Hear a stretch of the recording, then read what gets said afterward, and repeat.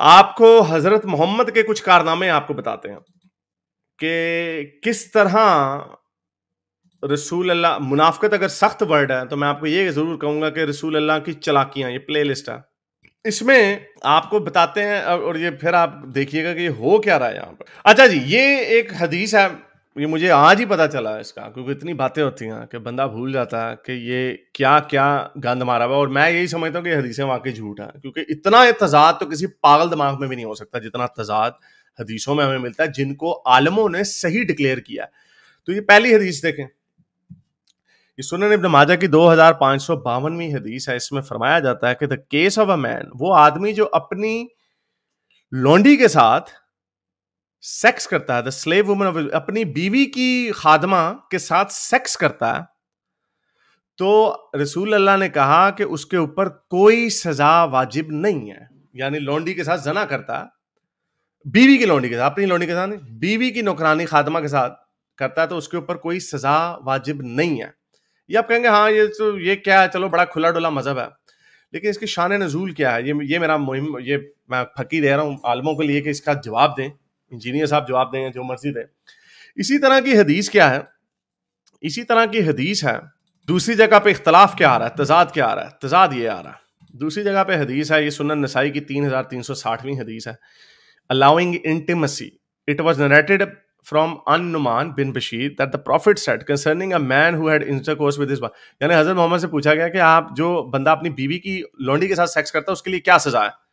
تو یہ رسول اللہ نے پہلے بتایا کہ اگر وہ عورت، اس کو بیوی خود اجازت دیتی ہے کہ اس کی نوکرانی کے ساتھ سیکس کر لو، تو میں اس کو کوڑے لگاؤں گا، 100 درے لگاؤں گا.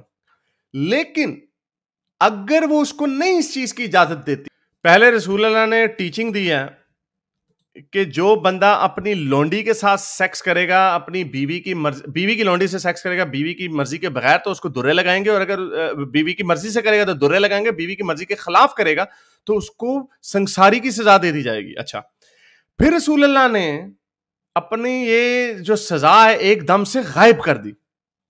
اب بندہ پوچھے وہ غائب کیوں کی؟ جو میں نے ابھی آپ کو حدیث دکھائی یہ والی، کہ ایک اور موقع پہ رسول اللہ سے پوچھا گیا کہ رسول اللہ اگر اپنی بیوی کی لونڈی سے کوئی سیکس کرے تو اس کو کیا سزا ملنی چاہیے؟ تو رسول اللہ نے کہا اسے کوئی سزا نہیں ملنی چاہیے بیوی کی لونڈی کے ساتھ سیکس. آپ کو یہ ہے ہی نہیں. One who has intercourse with the slave woman of his wife allowing intimacy, پچھلے میں آ کے درے لگیں گے اور کوڑے لگیں گے. اب آپ پوچھیں گے یہ کیا رسول اللہ نے کیا سوچی رسول اللہ کو؟ پہلے انہوں نے کہا کہ سزا دیں گے، پھر کہا سزا نہیں دیں گے. اس کی جو سب سے بڑی واقعہ ہے، ہمارے جو اسٹوڈنٹ ہے شاید انہیں سمجھ آ جائے کہ اس کی کیا سب سے بڑی وجہ ہے. اس کی وجہ ہے یہ قرآن کی آیت آنا. اور یہ قرآن کی آیت کیوں آئی، اس کی شان نزول بھی آپ کو میں بتا دیتا ہوں.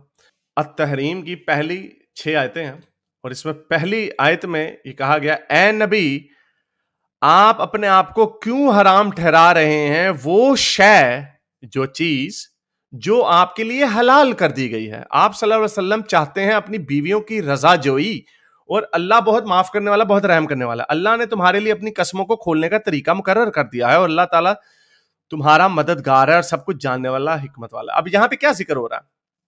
یہ ہم نہیں کہہ رہے، آپ کے اپنے علماء کہہ رہے ہیں کہ اے نبی آپ اپنے اوپر وہ چیزیں حرام کیوں کر رہے ہیں جو ہم نے آپ کے اوپر حلال کر دی ہیں. اب اس کی کیا وجہ ہے؟ اب یاد رکھنا وہ جو حدیثیں کیا تھی، اس کی وجہ کیا ہے، شان نزول کیا ہے. اس کی شان نزول تفسیر الجلالین کے مطابق حضرت محمد نے یہ او پروفٹ، او نبی، یہ تفسیر کامنٹری ہے، او نبی تم اپنے لیے وہ چیزیں کیوں حرام کر رہے ہو جو تمہارے لیے حلال کی گئی ہیں.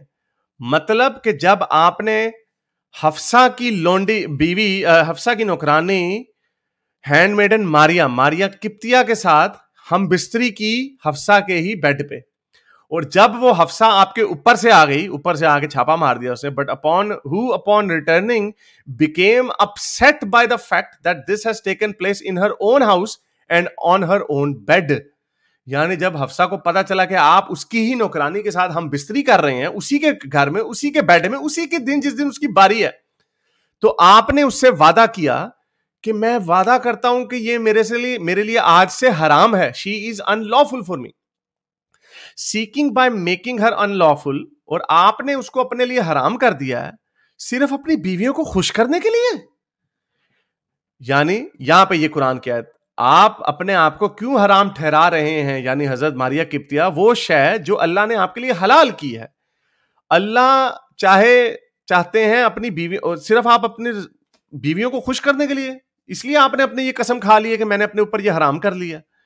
تو اللہ بہت معاف کرنے والا, رحم کرنے والا ہے. اللہ نے تمہارے لیے اپنی قسموں کو کھولنے, اچھا اب اللہ میں نے اسپیشل ڈسکاؤنٹ دے دے کہ آپ نے یہ جو قسم کھائی ہے کہ میرے لیے آج سے وہ حرام ہے, اللہ میاں نے آپ کے لیے وہ قسم کھول دی ہے. اللہ نے تمہارے لیے اپنی قسموں کو کھولنے کا طریقہ مقرر کر دیا ہے.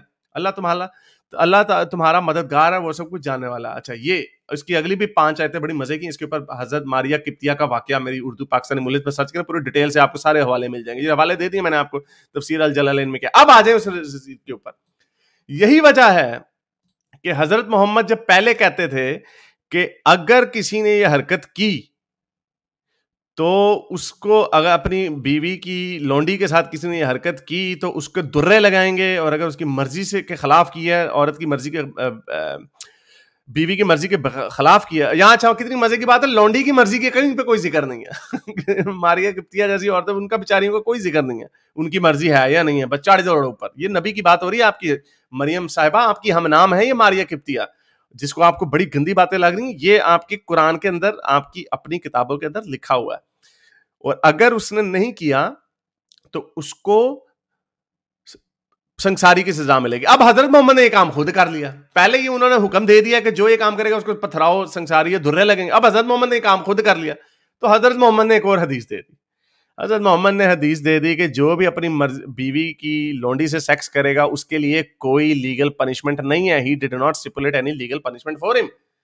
کوئی سزا نہیں ہے تمہارے لیے. تو یہ یہ بھی میں نے ایک واقعہ آپ کو بتایا حضرت محمد کی چلاکیوں کا. یہ میرے حساب سے تو منافقت ہے. میرے اس نیک کام کو جاری رکھنے کے لیے مجھے پے پیل یا پیٹریون پہ ضرور سپورٹ کیجیے, تاکہ میں اپنا پیغام زیادہ سے زیادہ لوگوں تک پہنچا سکوں.